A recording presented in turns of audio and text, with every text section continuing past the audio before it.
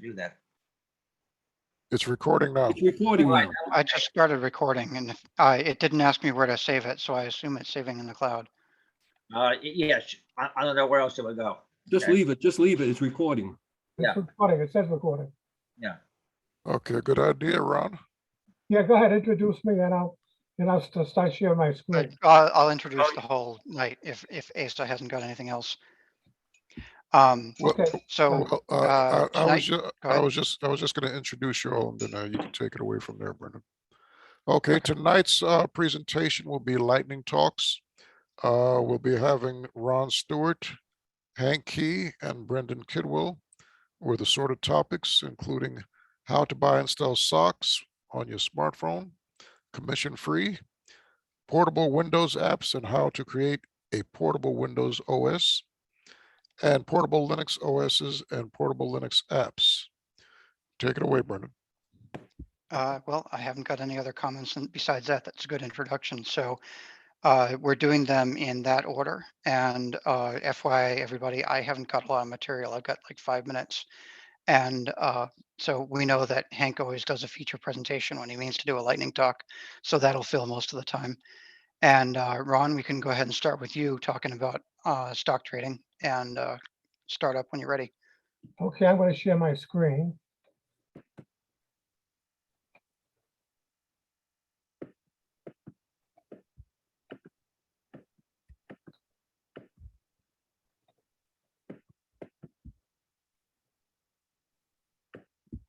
Okay, yeah, I'm Ron Stewart. And before we start, since we're talking about the stocks and the stock market, FYI, Ron, you're not sharing your screen yet. I'm supposedly sharing my screen, aren't I? You didn't. You see my screen now? Click share screen and then say share the entire screen and then click OK. Okay, let's see. Share. Okay, there you go. Okay, you got it now? Okay. Yeah. Okay, let me get it back.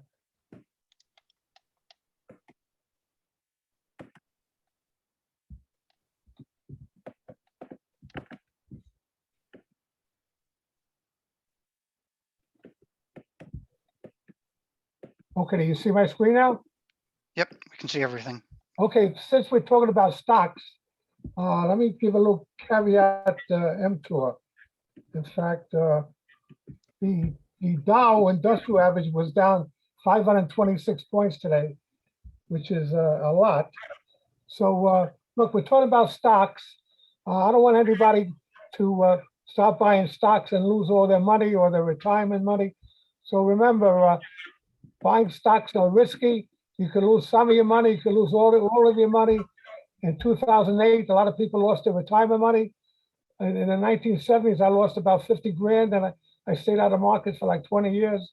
So there's a show on 6 o'clock. It's not on now for the Olympics, but after the Olympics, Jim Crane has a show. The title of the show is Mad Money. So mad money is generally money, mad money is money you can afford to spend or lose. So if you want to do anything in stocks, use money that you can afford to lose. Don't use any money that you need for food or retirement and so on. All right, so that's my caveat emptor. So we're going to talk about how to buy and sell. They call it trading stocks for no commissions or fees. Okay, looking at the S&P 500 from 2011 to 2020, the average S&P stands for Standard & Poor's. It's like 500 stocks, and they usually average it out, and you can see the figure every day. So the average S&P 500 return for the 10-year period was, from 2011 2020 was 13.95%, or 11.95% when adjusted for inflation, which is a little over the average return of 10%. Unfortunately, nowadays, you put your money in a bank. Years ago, it used to get interest. Now you get pennies in interest. So the problem of why people are in the stock market is there's really no place else to invest your money for a decent return. Let me see if I can spell this okay. In 2021, The S&P, again, the Standard & Poor's gained 26.9% for the year. So we're talking about the entire year of 2021. The S&P gained 26.9%, which was a pretty fantastic number. The Dow Jones Industrial Average gained 18.7% in 2021, while the NASDAQ composite, NASDAQ is usually mostly your tech stocks, gained 21.4% in 2021. So where else can you get these type of returns on your investments? So that's why a lot of people are buying stock. Now, Charles Schwab, I'm going to talk about Charles Schwab. I'm in a few companies, but this is the company I'm going to talk about tonight. Charles Schwab is a 50-year-old company, incorporated in 1971. So I think they have a pretty good reputation. Now, of course, they have competitors. Chase, most of the stuff we're going to talk about tonight, you could do it Chase, you could do it Fidelity, Goldman Sachs. They have a program called Marcus. And the new kid on the block is Robinhood. Robinhood will do mostly everything that Charles Schwab will do, plus they have a few more tricks. A lot of young people are getting into the stock market through Robinhood. Now, an interesting thing about Schwab, Robinhood, and some of the other companies is you don't have to buy a full share of stock. You could buy what they call stock slices. A slice is a percentage of one share of stock on the S&P 500 for $5 and up. So you can't buy every stock, but you could buy slices with Charles Schwab on any of the S&P 500 stock, which will give you 500 stocks to choose from. Okay.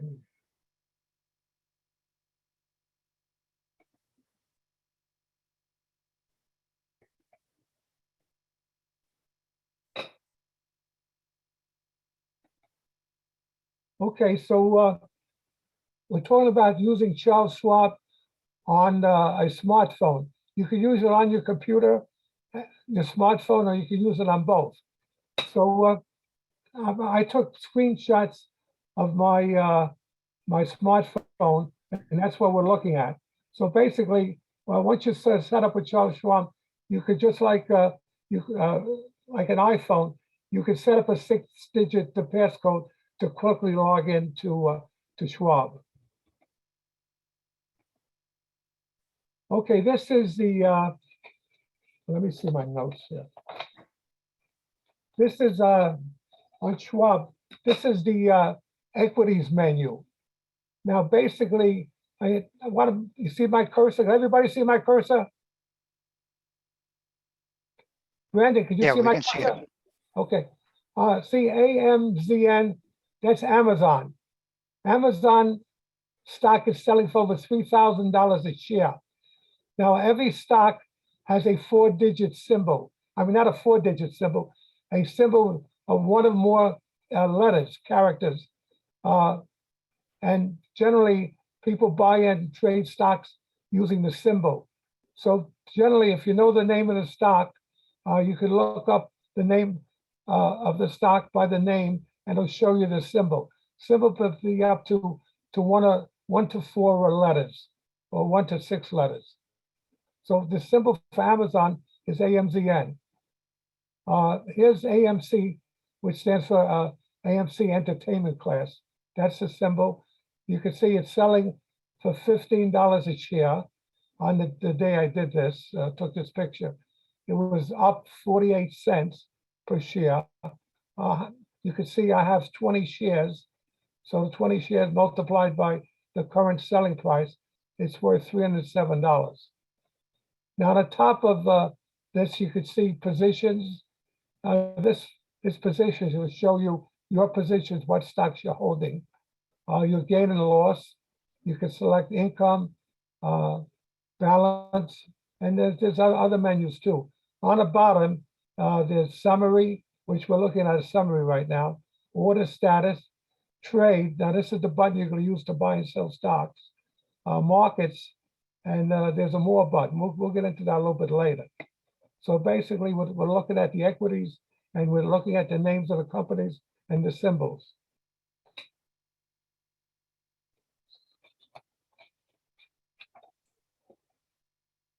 Okay, let's see, this is,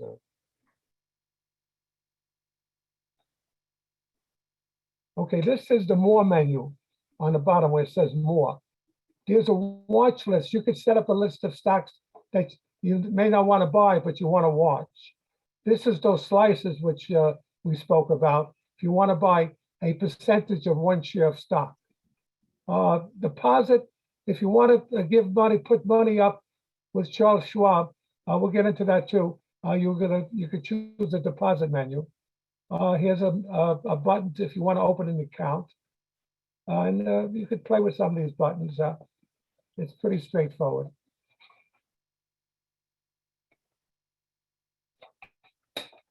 Okay, we're going to talk about those slices now. If you want to buy a percentage of one share of stock, you can buy it even for fun. You know, if you want to say you own Amazon, so on and so forth. So I'll just read a little bit. Schwab Stock Slices offers a simple way to buy stocks in several companies at once. You could select from 1 to 30 different stocks at the same time from the S&P 500. There's a $5 minimum per stock. So in other words, you could buy Amazon stock is selling for over $3,000. You could buy a $5. You could make a $5 investment in a fraction of a share of Amazon, or any stock in the S&P 500.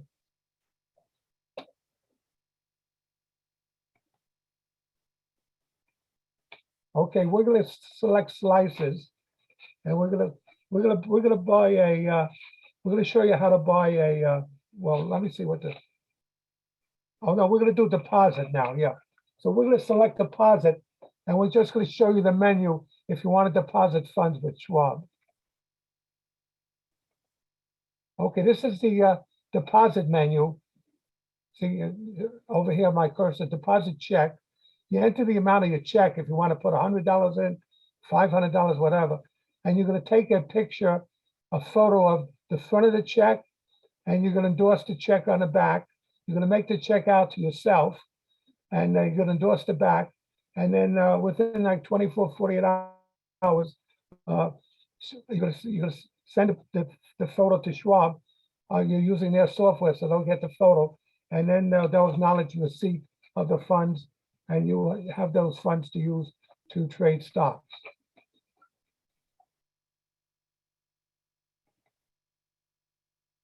Okay, now I will show you how to buy a slice of one share of stock. Okay, so right over here, you're going to enter the name of the stock, and it's going to show you the symbol.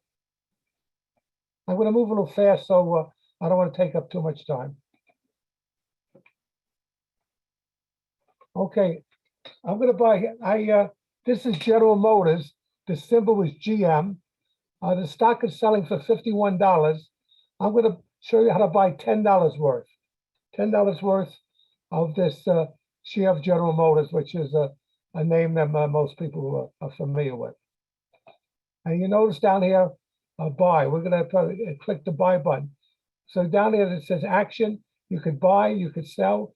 Well, selling. We're not going to talk about selling short because that's generally for sophisticated people, and they very often borrow money. So we're not going to get into that. Okay, so here we're going to check buy. We want to buy a slice of General Motors. Here's General Motors. It's selling for $51.29. So we're going to click continue. If I was doing this live on the phone, I'd click continue. Okay, now this is dollars. So I'm going to buy $10 worth of this GM stock. So we have GM, it's $51.29. We're going to buy $10 worth. Okay, so here's a summary. Okay, we're going to estimate its shares. So we're going to end up buying 0.19. 19 is almost like 20% of a share, like a fifth of a share of General Motors for $10.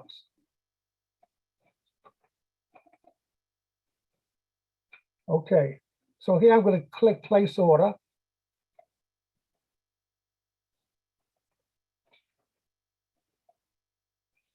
Okay, here's the confirmation from Charles Schwab, order receiving. What we're doing, you could do 10 stocks or you could do up to 30 stocks at one time. So here's the acknowledgement. We're buying $10 worth of General Motors.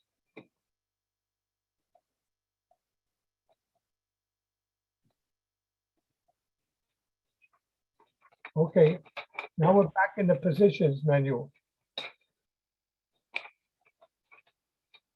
Okay, we went through this before, just to show you, this is the symbol, this is Chipotle, you know, the Mexican restaurant, Chipotle, the Mexican grill. Chipotle is selling for almost $1,500 a share. On the day I did this, it was up $36. And I just got a fraction of Chipotle, just to keep an eye on it. I could do it on a watch list, but if I do history, it won't show me the whole history of when I bought it and how much it went up or down.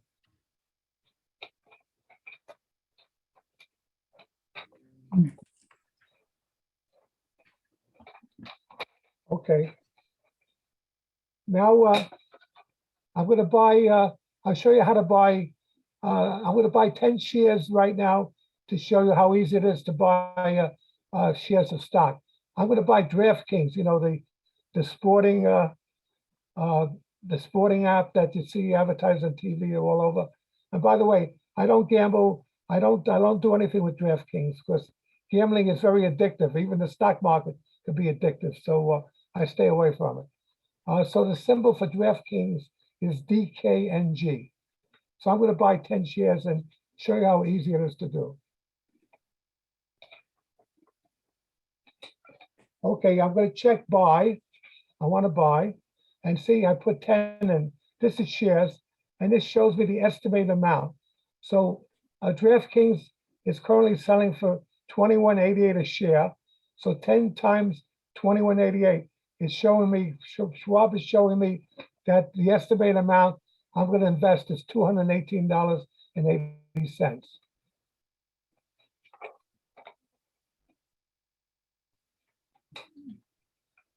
Okay, now you could select day only, it's a day trade. Now, order type is very important.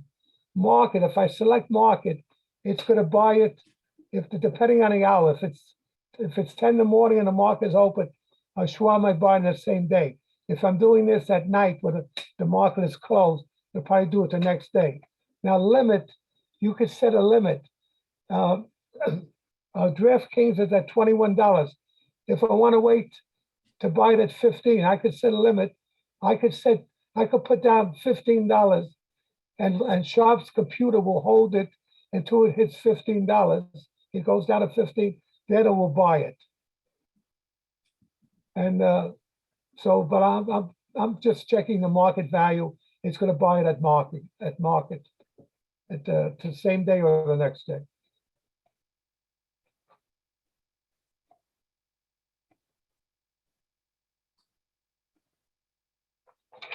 Okay, now this is Schwab is verifying the order. We're buying 10 shares of DraftKings, the symbol DKNG. They're going to take $218.80 of my account. Here's the quantity, 10 shares. The order type is market. And by the way, I usually check, there's a box to reinvest dividends. A lot of companies pay dividends. So they'll either send you a check, which could be 10 cents, if it's not money, you know, you bought a slice of a share, or they could reinvest it. You're generally better off of reinvesting. If you're investing for the long term, you're much better off reinvesting dividends, unless you need the money right now. Okay. So we showed you how to buy slices, less than one share of a fraction of a stock. We showed you how to buy actual shares of stock. And I'm showing you Schwab has a lot of charts and graphs. A lot of you people are technical people. You know, you like technical things, you like graphs and charts. So this is a chart of Microsoft. This is a one-day chart of Microsoft. It was selling that day. $305.94. So this is just showing one day where the price is. It went from about 302 up to close to 306. Now this is the Microsoft, the graph again. This is a 5-day graph showing it the last 5 days. It was up around 309. It went up and it went down to about 300. And then the last part of the graph will show you the current price. And if you wanted to buy it, you just click trade, you know. Okay, this is a 1 month chart on Microsoft Corporation. So this is from January 6th to February 4th. This is 1 month of showing the price ups and downs of the stock. And this is 1 year. This is 1 year of Microsoft. So in February 2021, Microsoft was selling for around $240. So 1 year later, it's up to 305. So that's a pretty good jump in a year. So it went from 240 a year ago to 305. That's about each year is worth about $65 more. That's pretty good. Okay, now they have Schwab has other charts. This is a list of some of the other charts. There's a mountain chart, line chart, candlestick chart, OHLC chart, bar chart. So once you sign up for Schwab, you can play with these things. Any company, they show you different views, and you can see a day, 5 days, 30 days, or a year.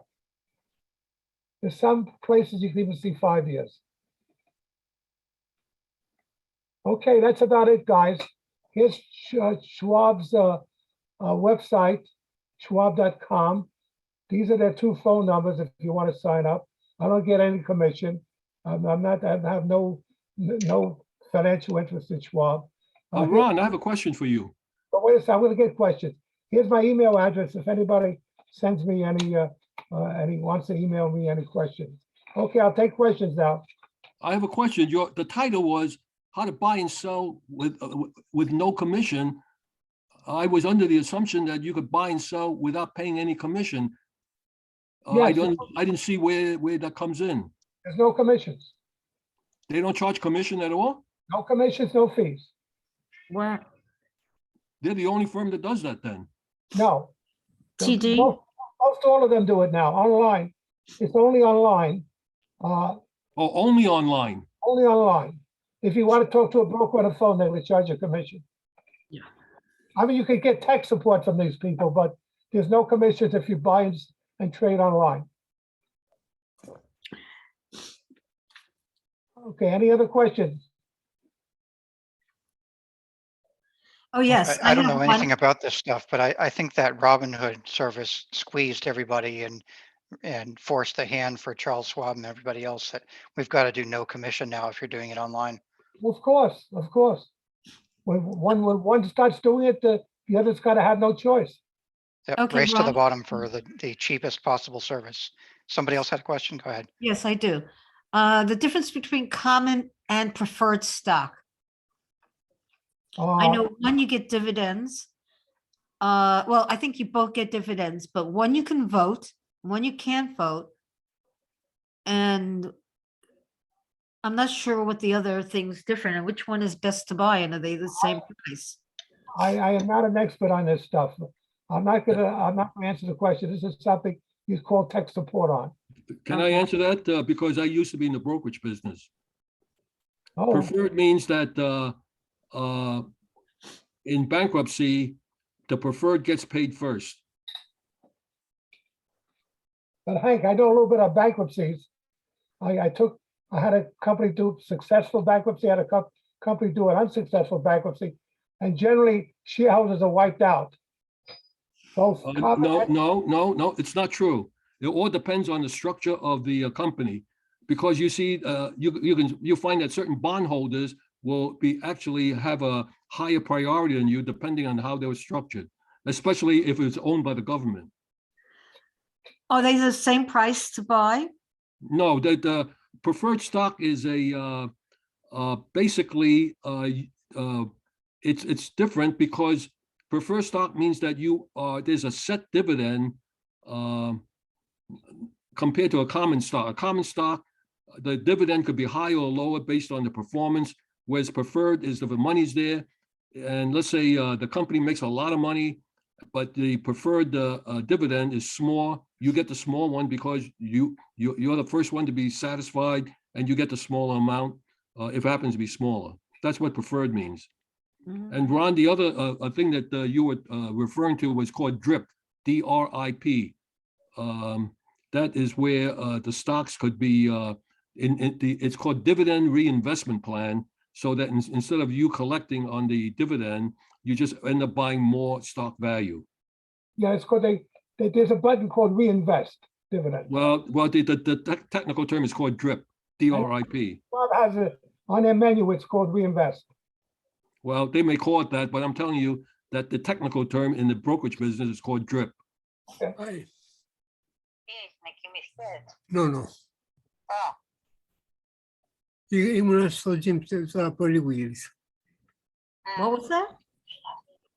Για δεν έκατσεις καλή λίγο στην Έτσι εκκλησία. είδα που ήσουν πάρα πολύ busy. Δεν ήξερα πως μερικές φορές έχετε δώσει δουλειά. Μα την Τετάρτη σου έχω πει ότι είναι η παράκληση.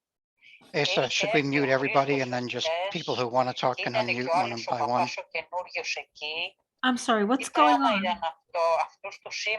Some idiot is talking to the meeting while they're talking to somebody else, and I can't figure out who it is. I'm just going to mute everybody, and then if you want to speak, speak up and unmute.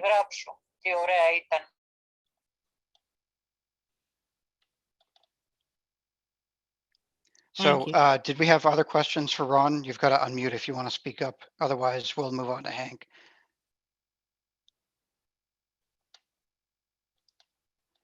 Hank, are we good on time? You have enough time for what you're going to talk about?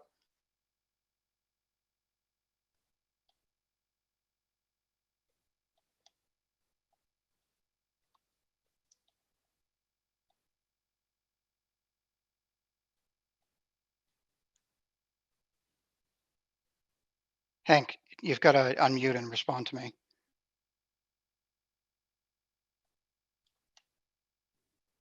I only need 15 minutes at minimum, and depending on questions, I could go slightly higher than it, but there's adequate time for you. Okay. I need very little time, just like 5 minutes. So go ahead and take as long as you want. I'm not sure if Ron has stopped sharing his screen, but I'll do that for him. Okay, because unless you do that, I can't get on. Yeah, I hit the wrong button. I stopped his camera.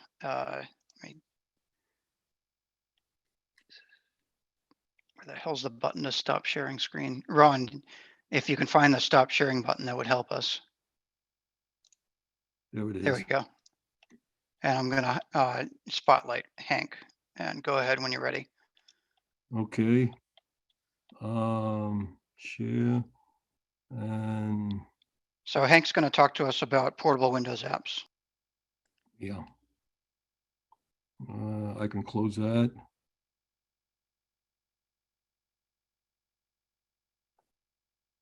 Okay.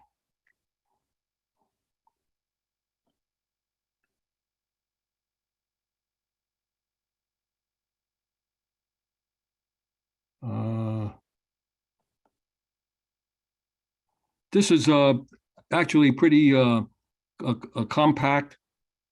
What it is that back in January last month, I did a segment, and I broke it up into two parts, part 1 and part 2, and it was on portable PC apps and how do you create a Windows to go. PC portable apps means that it's a self-contained application that you can literally move from one machine to the other. You don't have to install it. And the Windows to go is how do you create a system to run Windows off an external drive. And then I purposely made that at the end so that it can lead into Brendan's when he'll probably be talking about Linux distros, which is you're able to run an operating system remotely. Okay, and I spoke to Michael Lynn. Not on the- remotely, from removal storage. Go I'm ahead. sorry, right, we're from external storage. Okay, the for those who may be interested, obviously if it's a monologue, it's very quickly. The whole thing took 13 minutes and 35 seconds. If you were to go to prn.live, and there's a podcast on it, which I have the whole 1 hour show on it. If you want to, you can go pick it up there.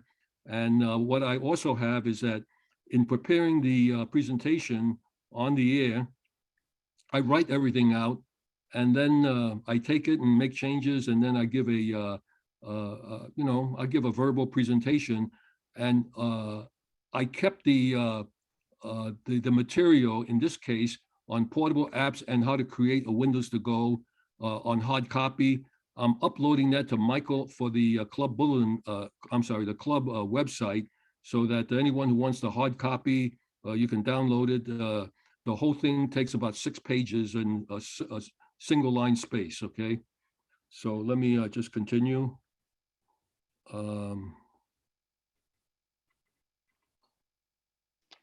Hank, do you want to send that attachment to me and I'll add it to the page on the BBS about tonight's meeting as well? Okay, now I'm going, instead of going to presentation mode, I'm going to flip through a screen to screen. Okay, now, when a portable PC application is when it's like the old-fashioned way back in the old days. In fact, I shouldn't say old-fashioned, it's the way that everyone does it except Microsoft. Okay, one of the problems that people have is that when a system crashes, they have to reinstall the operating system. One of the questions I always get asked is, can I just copy the application from this Windows that crashed and just move it over to a reinstall Windows? The answer is no. But everyone else, like Apple and all the others, on the Mac system, you can just pick up the application because everything is self-contained in a folder and move it from one machine to the other. And If on the, I may interject, that's not true about most Linux desktops. Linux desktops are like Windows. yeah, You can't copy and paste the app. Yes, you're right. I purposely use the Mac OS as an example where it can be done. Okay. The now traditional PC application is that it has to be installed, but the whole program is installed in different pieces. They have what is called DLL. And in the old days, we used to call this DLL hell. Okay, I'm sure Charlie's probably smiling from that. And this was done deliberately by Microsoft. When Windows 3 was introduced, they had what was called WINI file, WIN.ini. It was really a parameter file so that other programs can look at the parameters if you want to do, if you want to share some information. And they since put all those WINI entries into what is now called a registry. And then within the registry, they have what is called a DLL, which is a dynamic link library, where you have pieces of the code that if you refer to that piece of the DLL itself will then execute the code for you, and someone else can execute this. You can share that code with someone else and have it executed simultaneously. So in this way, when they load a program, you only load that piece when you need it, and it makes the program faster loading. And that's one way if you go through a lengthy load, it can take a long time, and also uses less memory because if you don't need it, you don't load into memory.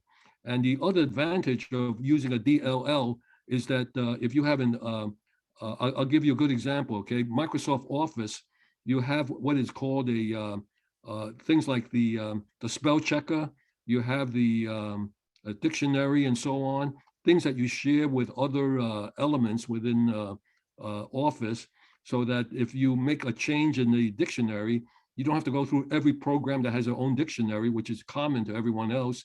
You make that one change, and that single change in the DLL then does an update for all those who references the DLL. By the way, feel free to interrupt me if you have any questions, okay? Can I ask you a question about DLL files? Yeah.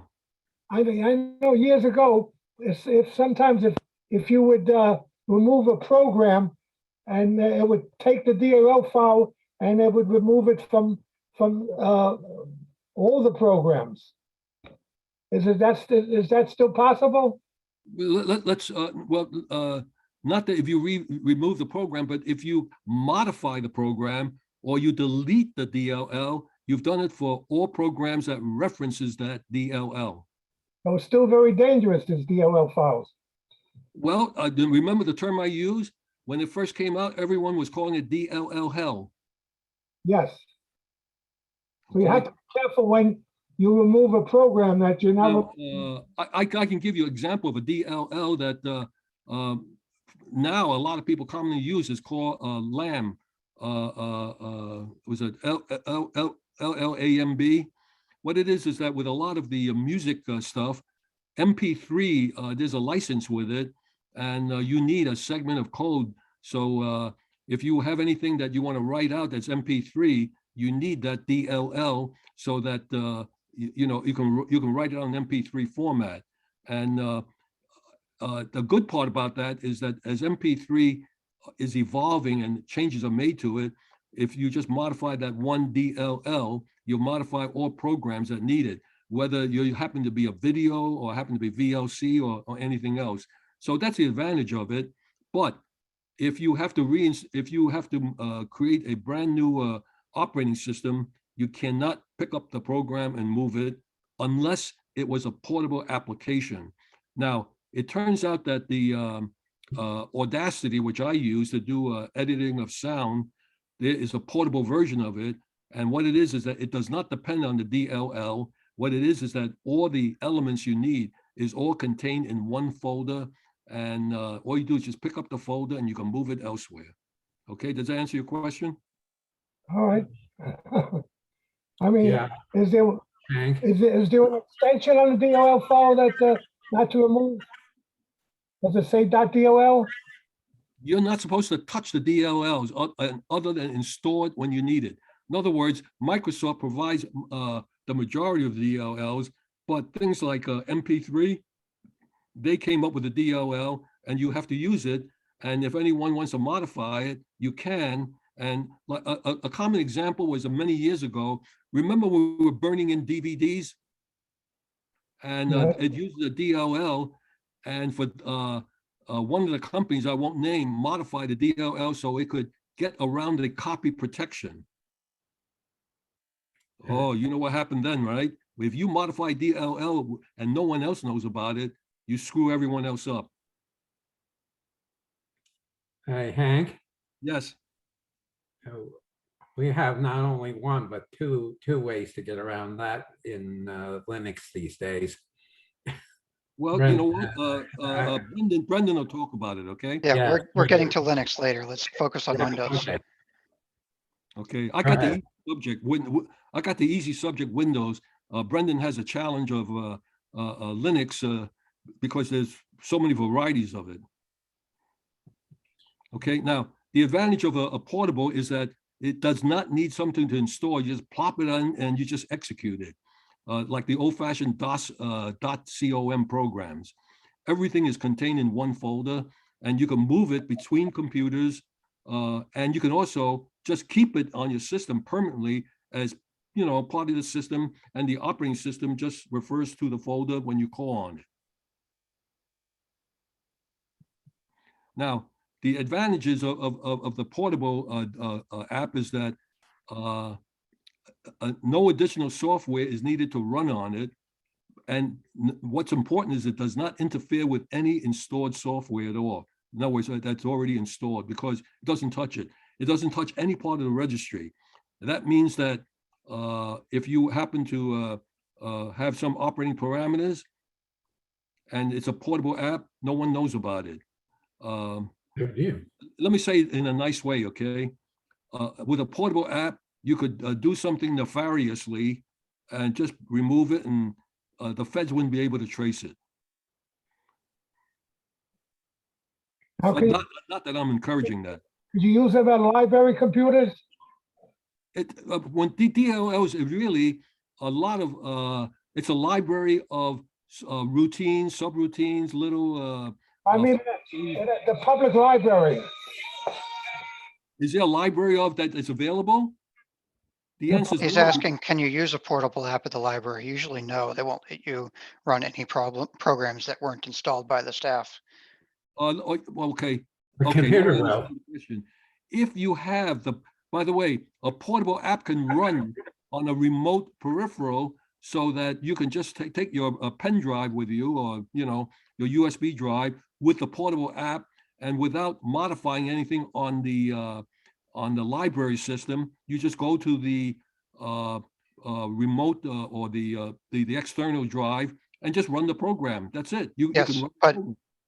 my understanding is that common practice is at a library, public library, you can't execute anything that's not installed on the hard drive by library staff.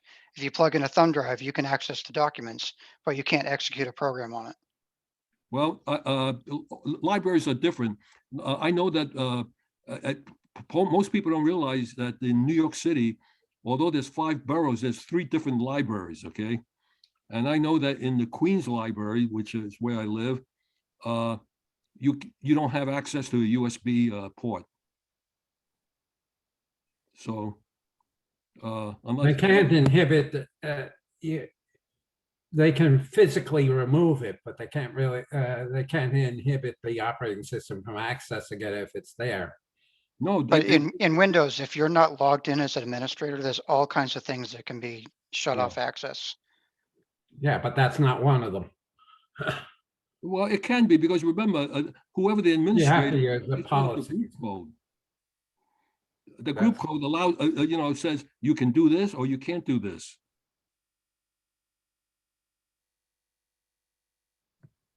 Okay, now the disadvantage of a portable app is you get no notification from the vendor if there's a new version, there's a new operating part to it, releases, period, okay?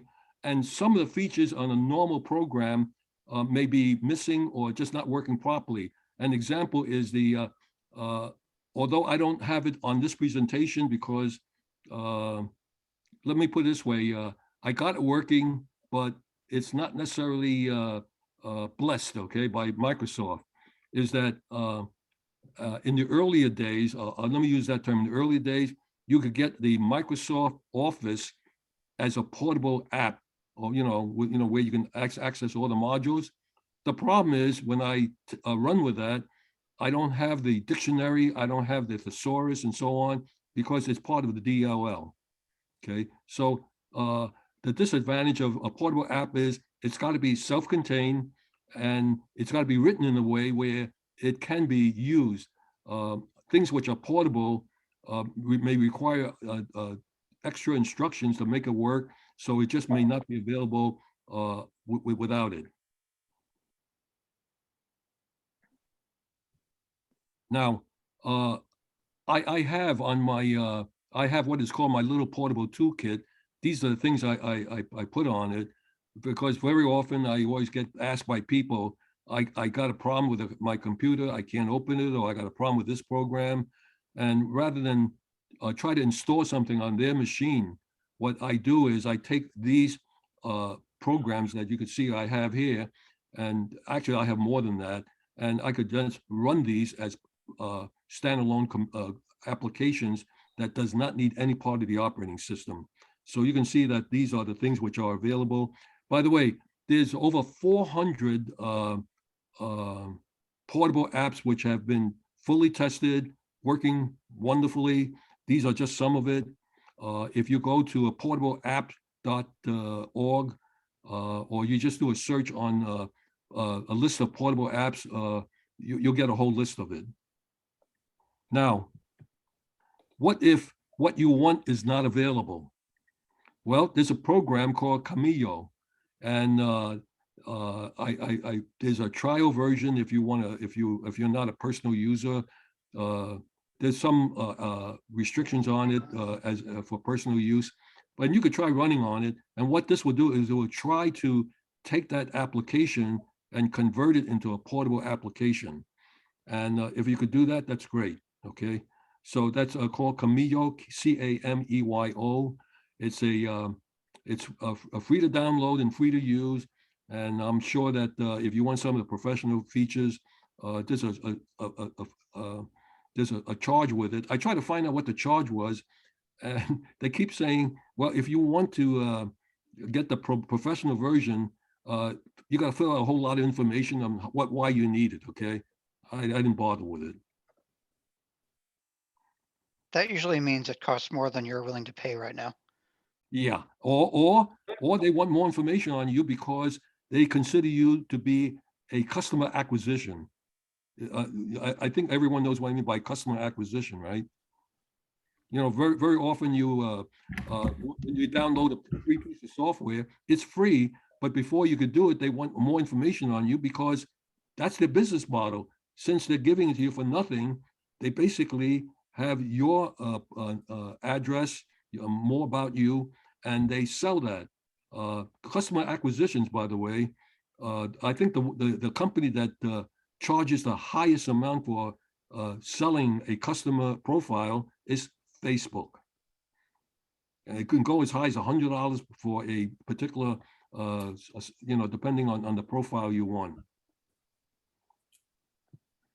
Okay, so at this point, now you could also be able to run what you want. If you cannot convert it, all you have to do is just run that under Windows. But if you wanted to make it portable, just create a portable copy of Windows operating system.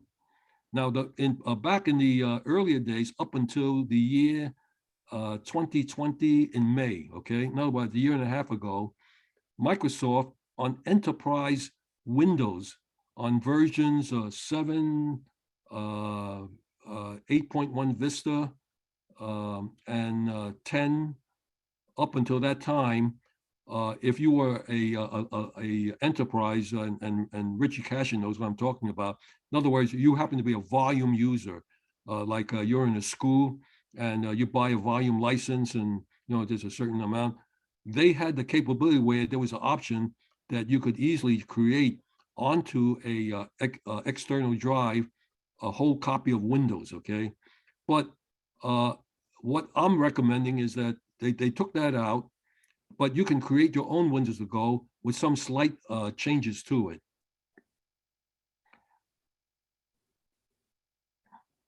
By the way, when you have your own separate Windows, you could carry in your pocket, and if you happen to be visiting someone and they happen to have a computer, instead of you carrying the computer, if they let you to use the so-called guest computer, you could use this Windows to go, just boot up onto it, and you got your own full system on it. Now, Microsoft been promoting the Windows to go on a flash drive. I did that, and it's okay. It runs all right. But what happened was that I, without, unwittingly, I guess, I upgraded one of my systems to go from a hard drive to a solid state drive. So I took out the hard disk drive, which was a 1 terabyte, 2.5 inch drive, and I put it in a little box, and I decided to use that as a USB. Was I surprised how fast it ran? In other words, it was almost as fast as if it was running in the system unit itself. Now, obviously, the USB speed is not the same as the speed that you can get. But then I did it again with a solid state drive that is faster than a hard disk drive. And that, like, the feeling you get on is if you feel like you're running this, you're not aware of it unless you look at it. Oh, I'm running off the external drive. Hank, by the way, I couldn't see portableapps.org. I found a portableapps.com. Okay, you could use .com. Okay. Okay. Yeah, that's the correct address, portableapps.com. Okay. So this I spoke about. Windows to Go was created by Microsoft, and in their wisdom, they decided not to make it available anymore. And when you look at it, and I'll tell you why, all right, is because people were creating Windows to Go and making it available because you don't need a serial ID to run, because it's embedded already when you create it. And people, so when Microsoft was basically saying, if you have the capability of creating it, you could pass that along to anyone. So they stopped it. Okay. You mean cloning the thumb drive to another thumb drive? No, you could take that and just transfer it to a hard drive too. Oh. Because when you copy, I'm going to go through it. Okay, you could see why I say you could copy it. Okay. Now, with the Windows to Go, and these are some of the things that you have to understand is different. Okay, when you run with the external Windows, the internal drives on your system are offline. You cannot access it. Okay. And when you're running the Windows, the standard Windows operating system, like the C drive on your system, you cannot access, if you put this external drive on, you cannot access it. In other words, one cannot go into the other and vice versa. The other is that on the Windows to Go, the system restore is not available. And lastly, if you're running on inside your system, let's say I'm running Windows 7, you can upgrade to Windows 10. There is no upgrading capability on the Windows to Go because they strip off a lot of that stuff. Now, the process of creating it is very, very simple. I happen to use Macrium Reflect Free. It's there's two different versions of it. One is the free version and the pro version. And the free version it's fully functional. You don't have to worry about ads, pop-ups, and all that, except it deals with the full partition. And when you do a copy, on the full partition, you could do a copy on file by file. You could do a copy by imaging, and you do a copy by partition. And someone asked a question, and that was why I said that if you, I think it was Asa, that if you do so I've done this a number of times. So if you do a clone of it, you will get the fastest one. And all you have to do is do the ability to do a clone of the partition onto the external drive. Now, there are two other programs that I know available, but I haven't used it. One is called Win to USB, and the other is Ease US space OS to Go. All right.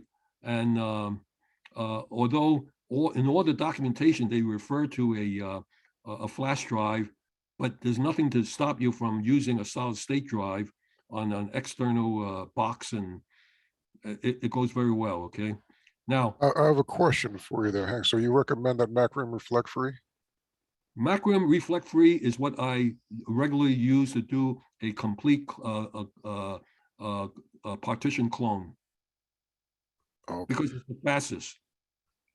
Okay. Now, how do I find out what partition I have the? Your C drive. Yeah. Your C drive. That's where you're operating. Now, let me explain what it is. Okay. When you run Macrium, it takes the information off the C drive. All right. Now, in the other two bullet points, let me go through it. Okay.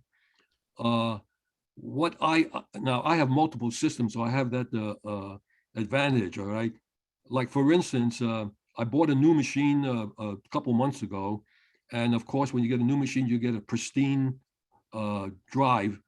And what I did was I basically did a clone of that pristine drive onto the external drive. I just clone it. Okay. In other words, one partition clone to another partition, so that it's basically that when the system comes up, it goes through the system install quickly, and it picks up all the things that it has to, in other words, drivers and so on. All right. And but if you are using an existing system, it would take your existing system. And so what I've done with other systems is that fine, it's fully installed, okay? But instead of putting all the programs I use on it, I just put as soon as the system is freshly installed, okay? I would load up the Macrium Reflect Free and just copy right out, so it's actually as minimally defined as possible.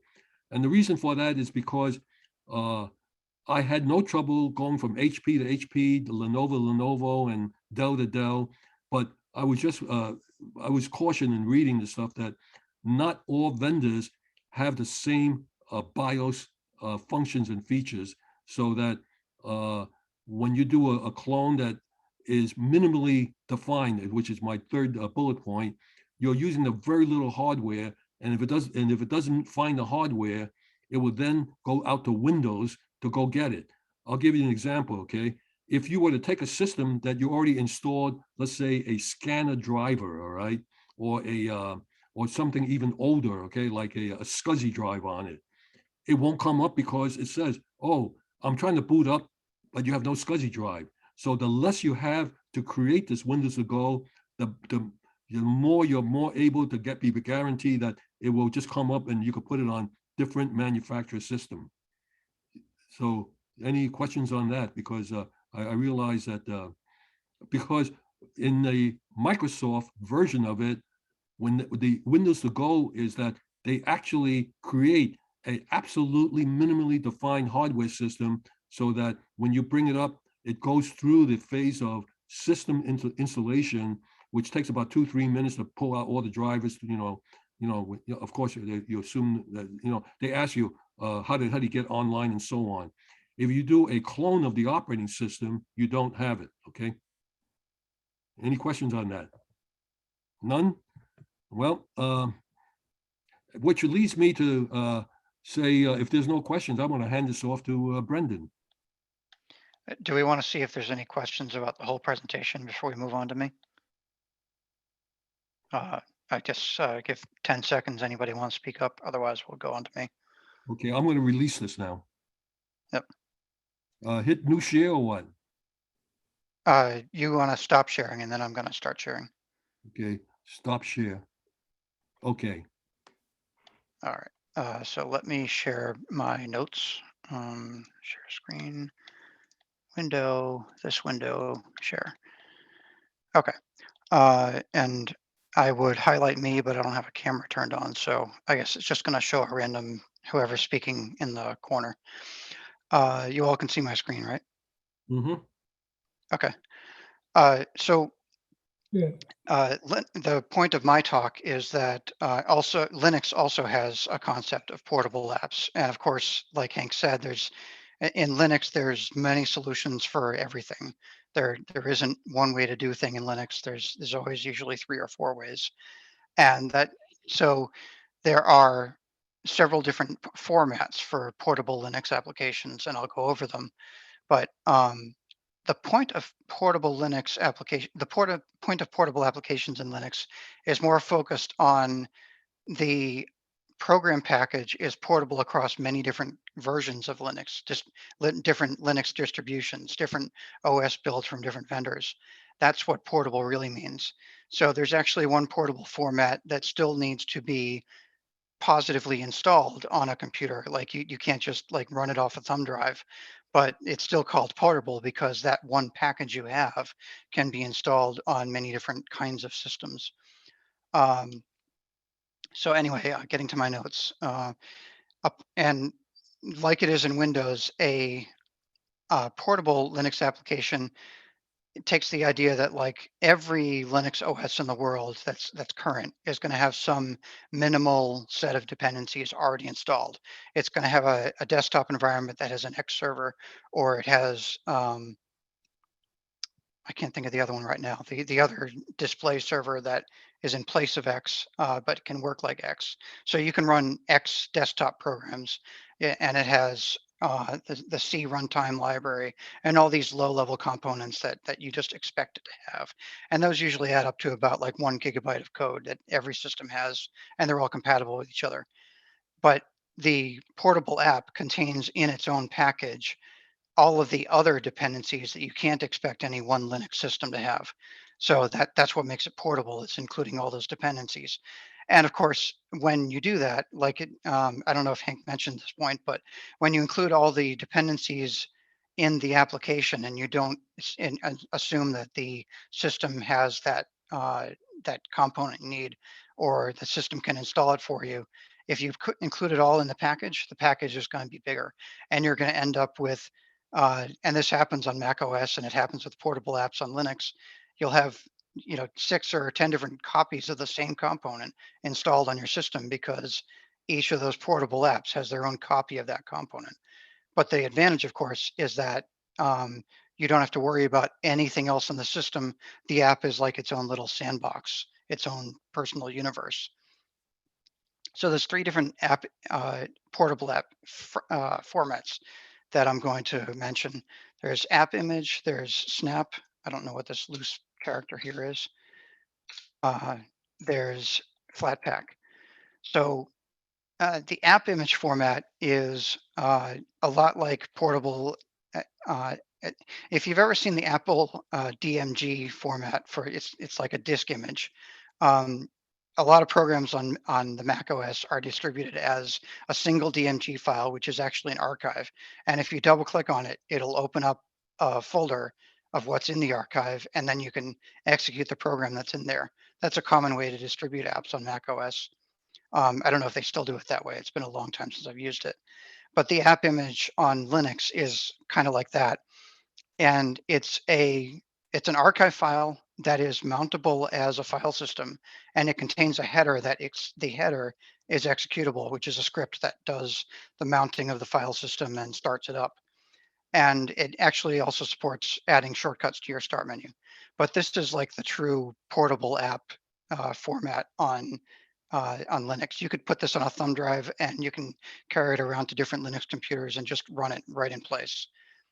And AppImage isn't affiliated with any particular Linux distribution, and it's supported natively by a lot of application projects. Just some examples right here. MuseScore, Score Editor, Krita Photoshop Tool, Digicam Photo Organizer, KeyPass XC, and lots of other apps. And of course, you can build your own app image. If you have some basic technical knowledge of Linux, you could probably build one yourself. So that's app image. And Snap is kind of like app image, except it's built by Canonical and it's integrated into the Ubuntu OS. And the difference between Snap and app image is that Snap requires a Snap package manager to be installed in the host system before you do anything with Snap packages. So in order to install a Snap package on my system, I first have to install the Snap package manager and then tell the package manager, go get Firefox and install it. So this isn't something you'd use on a thumb drive. And then the Flatpak format is kind of like, the features are kind of like Snap and app image put together. Flatpak allows you to execute a package directly from removable media, and it also lets you install a system-wide package manager, and you can say, Flatpak install Firefox, and it will go and find the package from a central repository and install it for you. So it kind of allows both of those ways of interacting with portable packages. And the Flatpak package manager is included out of the box in CentOS and Fedora, Elementary OS, Endless OS, Linux Mint, Pop OS, Pure OS, and Zorin OS, and probably a few others that I couldn't find. So that's portable Linux applications. Any really quick questions before I move on to just a couple more lines of notes? Okay, moving on quickly.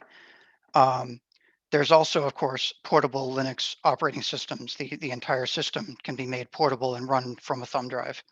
And in fact, most OS installers for the Linux system are, in fact, a whole operating system that you install onto removable media, either a thumb drive or optical disk.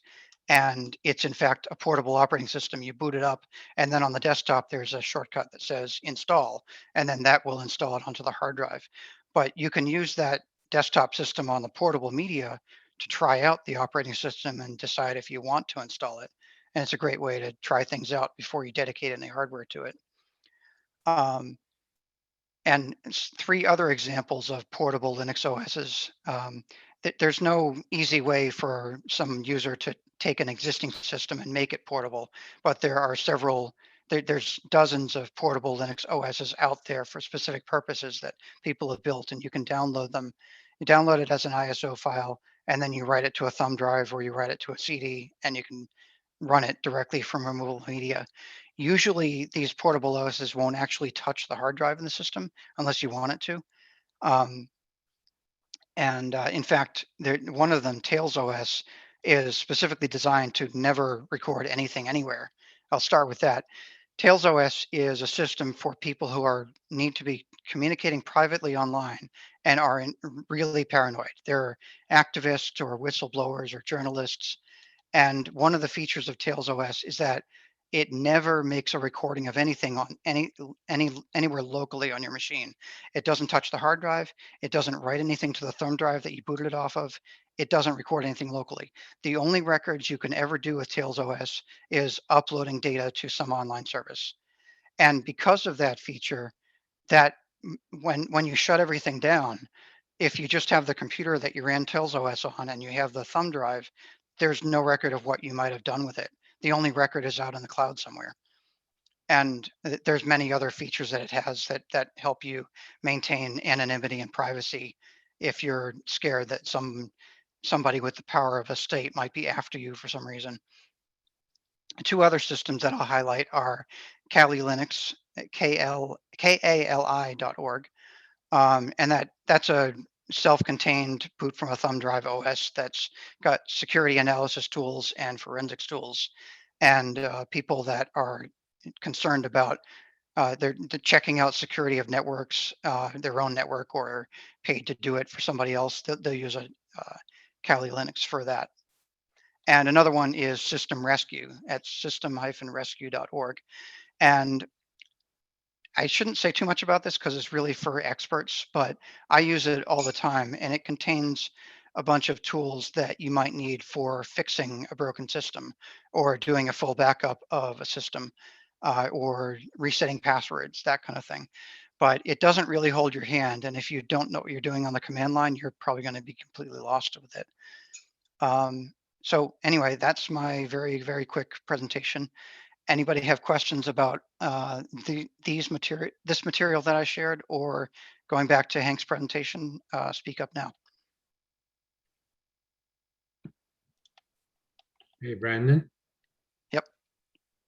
I find it very interesting what you're talking about, because the way I'm actually running Linux on a USB drive, and I'm not even touching my primary hard drive. You're doing that right this minute, or you do that all the time? Yeah, I do it all the time, and I'm right now. That's exactly how I'm running. Mhm. I'm running on a hard drive sitting in a black X box. Yeah. So, and you can take that hard drive and boot it on any machine, not just your machine. yeah, And it has your could. whole environment contained inside of it. Yeah. So I also have another hard drive that is my video editing hard drive. I have And a my question. video editing software, auxiliary storage and programs. And I do the same thing for my audio.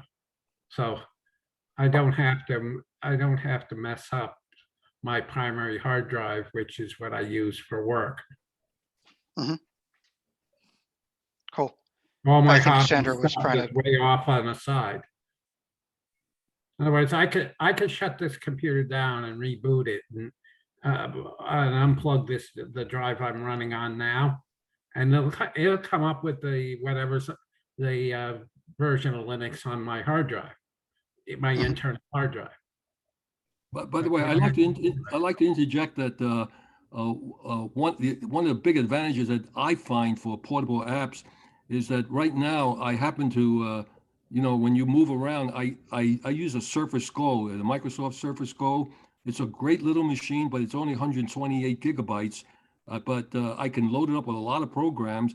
But when I need the storage, by putting the application onto a USB drive, I can just load it when I need it, because some of the stuff I don't really need for a long period of time. I don't want to load up a very limited system. So if you happen to have one of these low-end systems where the storage is like, a lot of people are selling now 128 gigabyte solid state drive, 256. That's not a lot.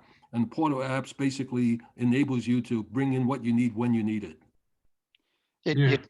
The scenario you just described is kind of like in the early 1980s with the IBM PC and the Commodore 64. Everybody had a separate floppy disk for every program. Yeah. I think Sandro or somebody was trying to ask a Yes. question. And now I'm trying, oh. They were saying on either the radio or television that the text messaging is not protected privacy. It's like it's all open. And that they were talking about WhatsApp instead. So is this Tails OS similar to the WhatsApp? Is it protected? Uh, Privacy? Tails OS is designed for somebody who needs to who has technical training and needs to talk to somebody else on the internet that they don't interact with physically, and do it in such a way that there's no record on their machine that they made that communication. It's for really paranoid people that have a reason to be paranoid. If That's you most want of to them. be texting privately online, you're probably going to want to use something a little bit simpler than that, but something which is encrypting the data when you send it over the wire and when the person receives it. I don't have a particular endorsement for that, but if you start looking at Tails OS, you might be in over your head. Mhm, No okay. offense intended. No, I didn't take it that way, but thank you. But by the way, you saw that big headline this morning that it took a long period of time, I think it was well over 6 months, where they finally arrested 2 people and they were able to trace the blockchain crypto money. Yeah, I heard that. Yeah. Very And interesting. that was supposed to be, you can't trace it, but they did it because there is a communication trail. Do you mean Bitcoin? Yeah, Mhm. The people that own the major Bitcoin implementations, the people that Satoshi Nakamoto, who wrote the original paper, nobody ever said it was anonymous. well, because Other because people it was may have said that difficult. it's anonymous, but Yeah, but the thing was, what they did was they go through many phases of it. This couple happened to be in New York, by the way, and they were laundering $3.6 billion.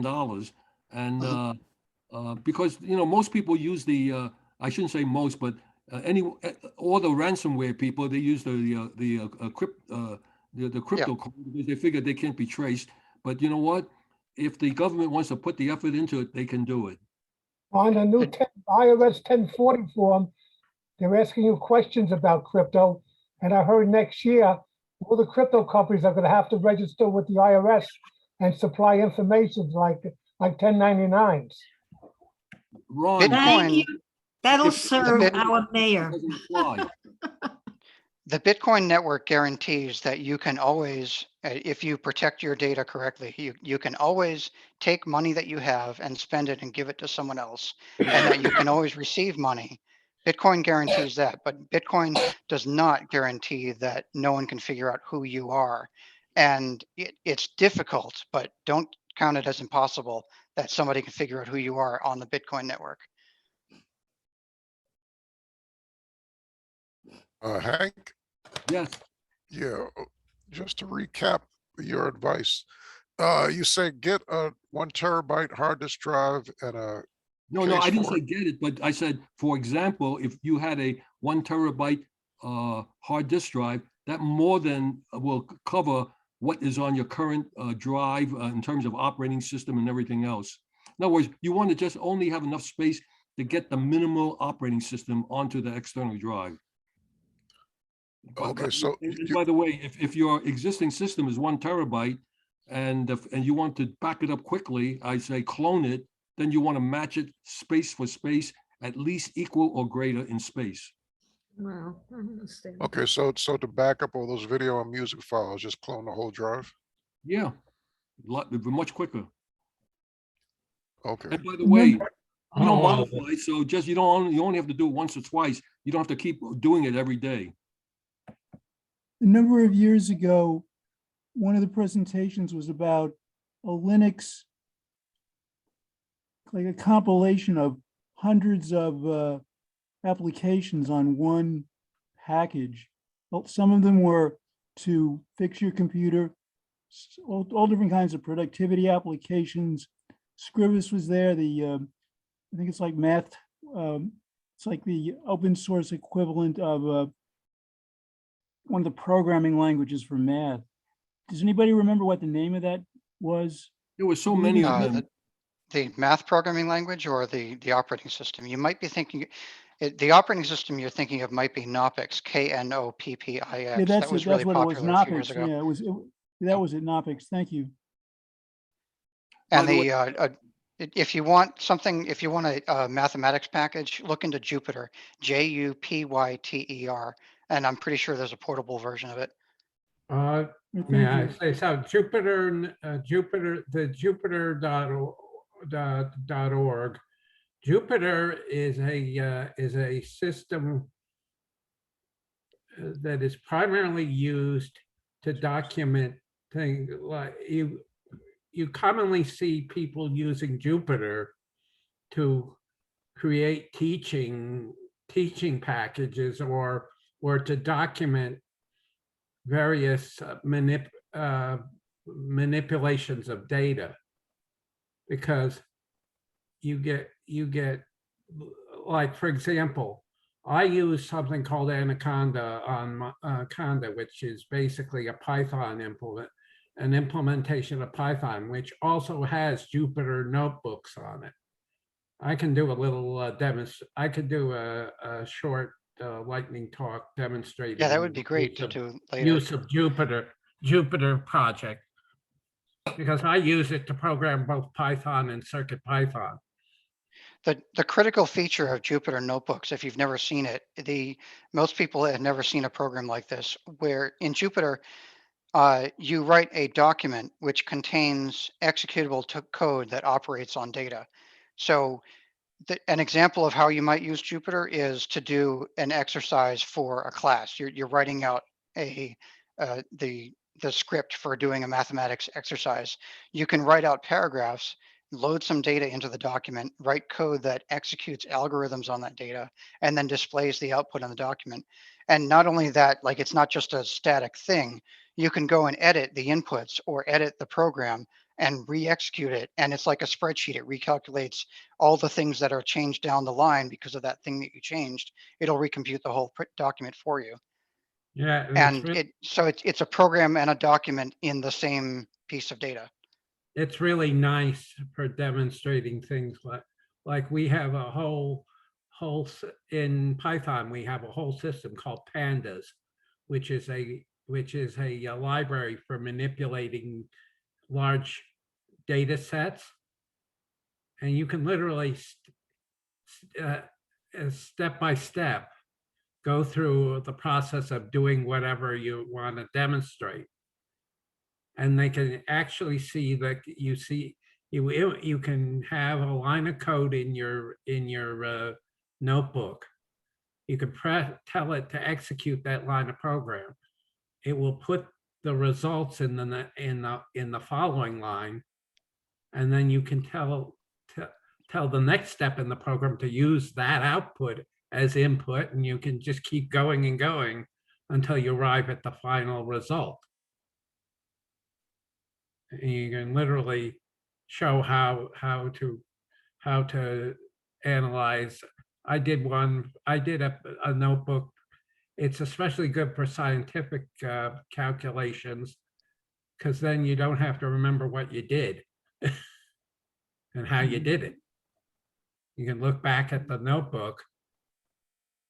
You can present the end of the notebook as your results, and then you can go back to the beginning of the notebook and actually execute it step by step, showing what the actual process is. It's a sort of a neat idea, and as you go along, you can actually document. You can write notes. You can literally write text lines of text right into the notebook, explaining what you're doing. So you can turn around and give it to somebody else, and they can learn how to do what you just did. That was the original concept of the Jupyter notebook. It's JUYPTER. Yeah, JUYPTER.org, I believe. Here, hold on a second. Let me just go into my, let's see. I just wrote the brand name into the chat. You can search for it. Thank you.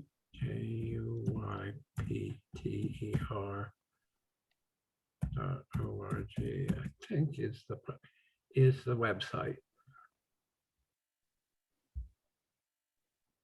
No, wait, oh, wait a minute, let's do it the other way. I like the way Brendan And said. in case anyone didn't get the implication, Jupyter Notebooks is free software. Absolutely. So if you want to explore a mathematical topic that involves computations, try Jupyter Notebook. You'll never look back. Oh, it's not Jupyter.com, it's JUPYTER.org. That's Thank you. that's the website. Mhm. It explains how, and the neat thing is, another neat feature of it is you can create, say like, for example, I have somebody I found on the web, a person had created a Jupyter notebook kernel to use, instead of using Python, you can use Rust, which is another language.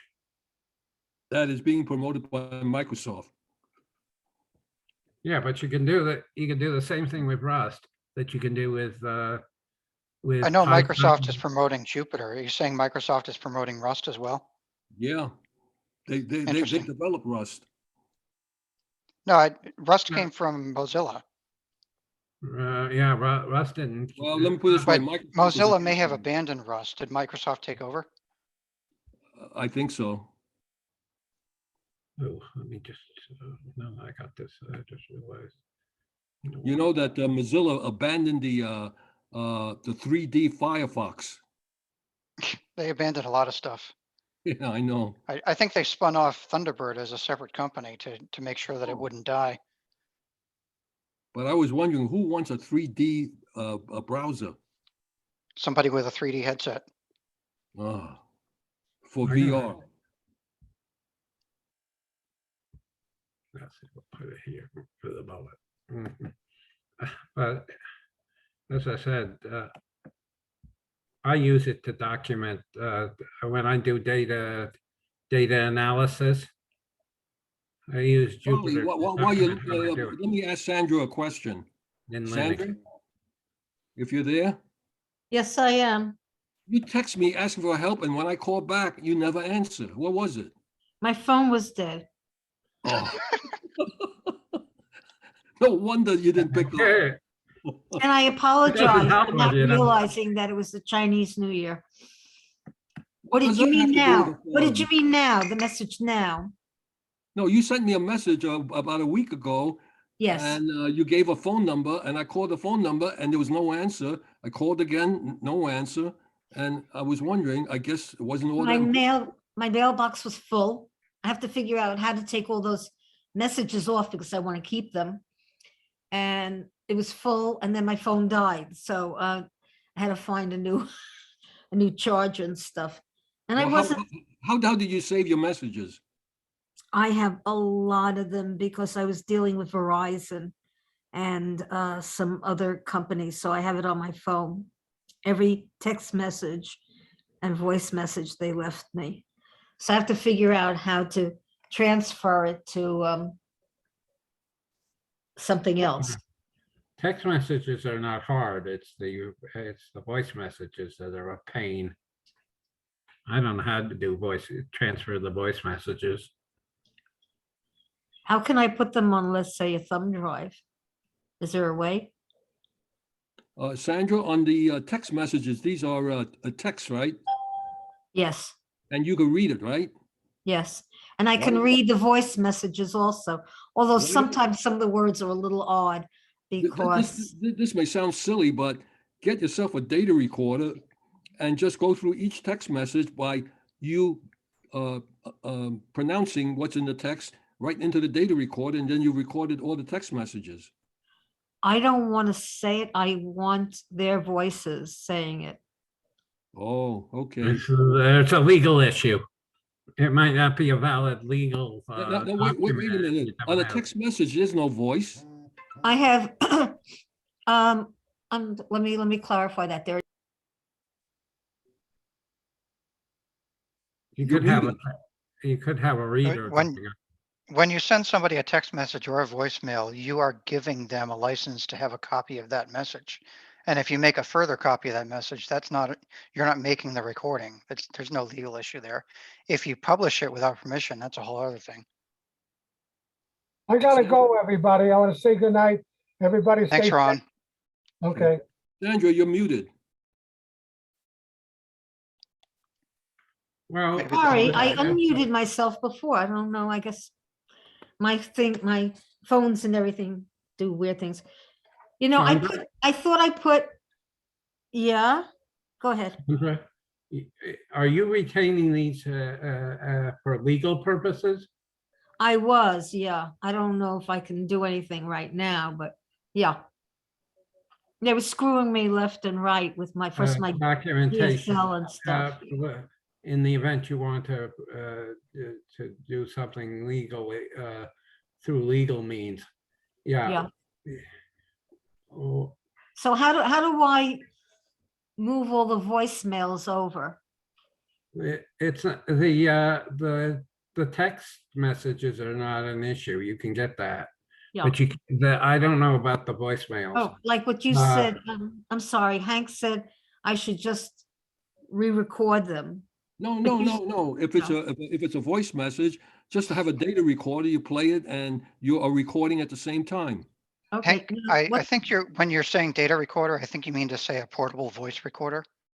Yeah, like I have one that I use, a Tascam, TASCOM. Yeah, a voice recorder, not a data recorder. 505.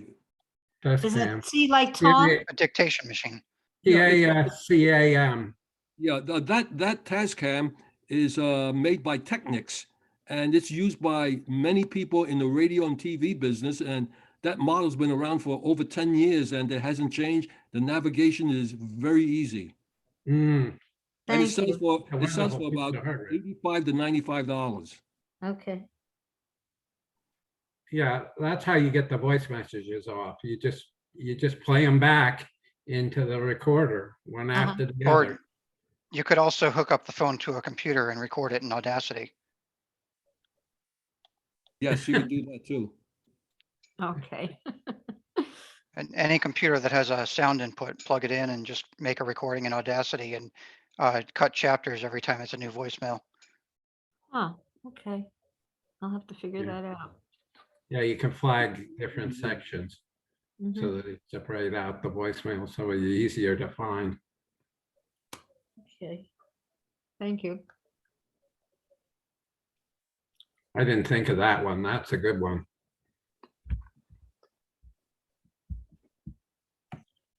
I'll have to play- Podcasters do that all the time.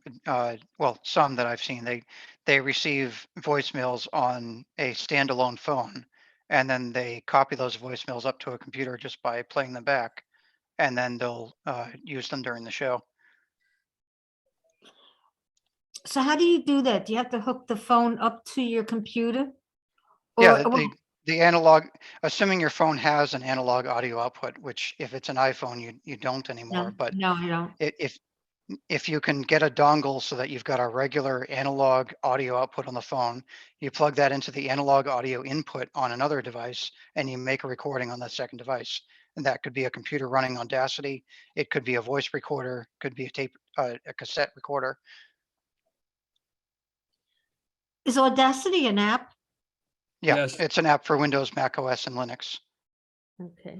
By the way, Audacity is also available as an Android app too. Okay. I think it is. Can an Android program record the sound that's being played from another program on the same machine? It depends on whether,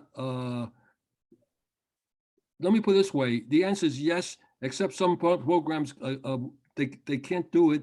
Like, for instance, there's a program called ACR on Android. What I wanted to do was interview a guest and record the phone call.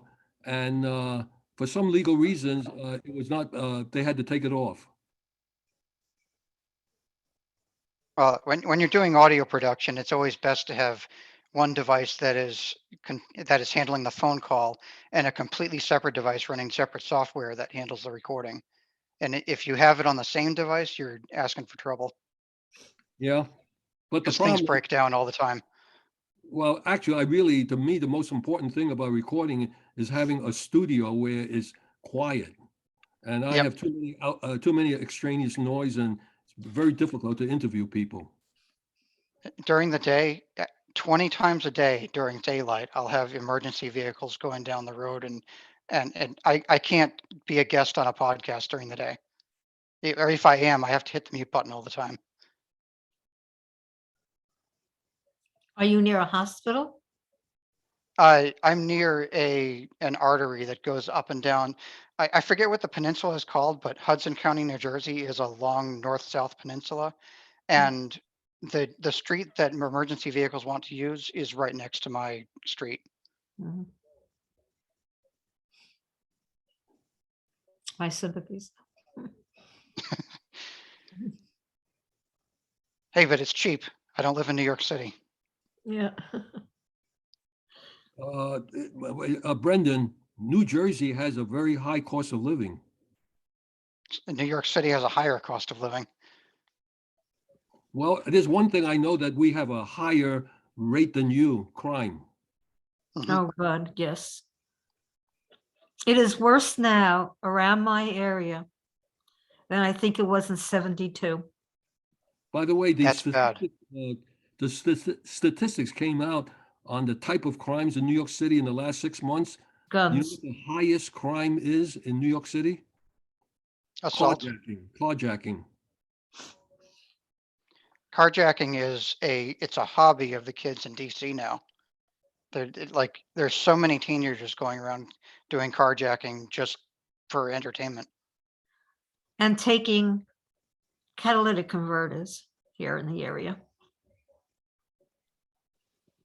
If you have a hybrid car, forget about it. You need to get a bird cage for your catalytic converter. Prius, the Now, same you know thing. what the easiest thing is, Sandra? Put it in a garage. There aren't many places around here in the area. Well, if you live in the exclusive, I don't have to worry at this time. I have a garage. I don't have to worry. I was going to say, if you live in the exclusive high rise, then I could see why a garage may be difficult, a spot to get. They used to have a law that when you built a high rise, you had to have 50% cars for 50% of the population in the building. And I That's because they think, didn't want cars piling up on street parking. but I have a feeling that just like they changed the rating on 4th Avenue, that's why they're building all these tall buildings here.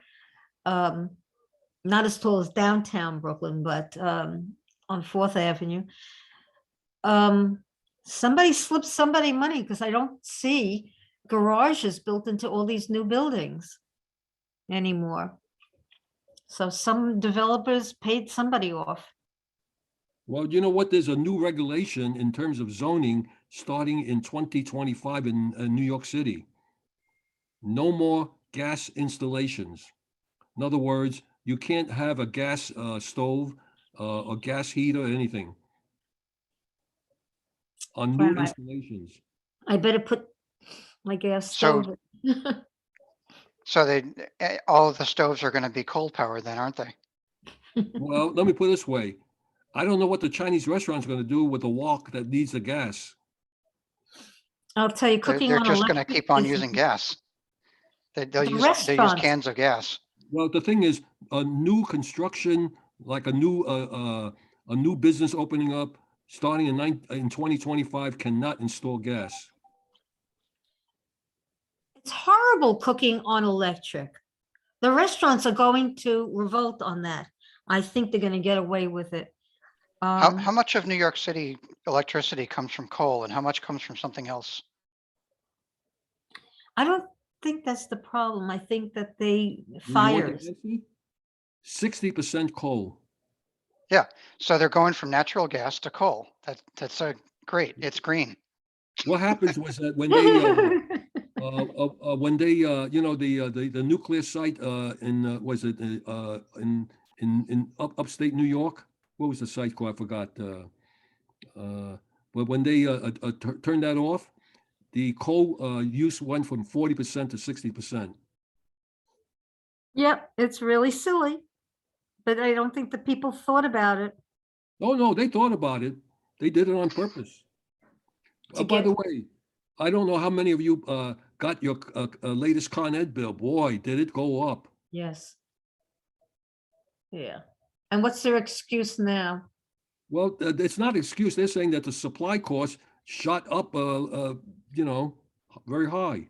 Many people are complaining that they're paying double, triple. I'm paying almost more than double the normal rate. Mm-hmm. And even the gas, the delivery is sometimes almost as expensive as the gas itself. The delivery plus the gas.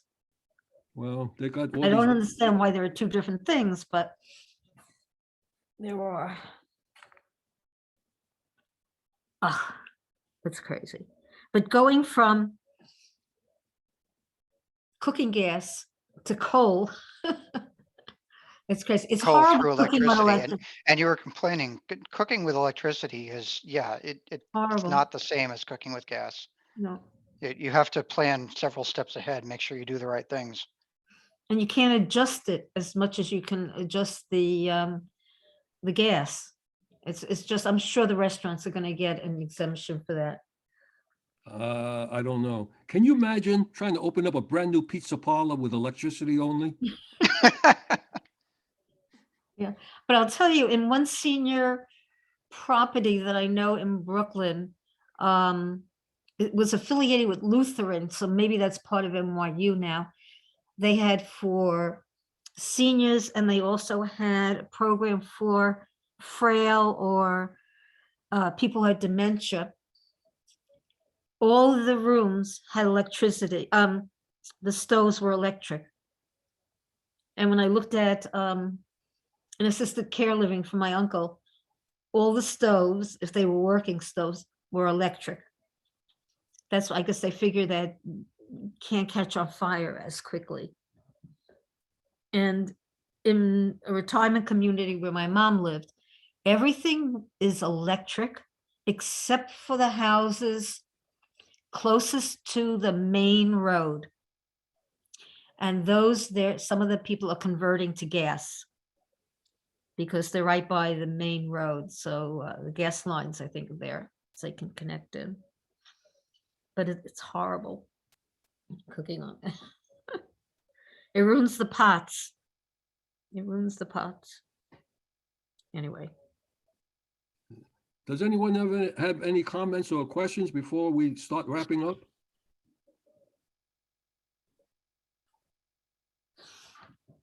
I guess not.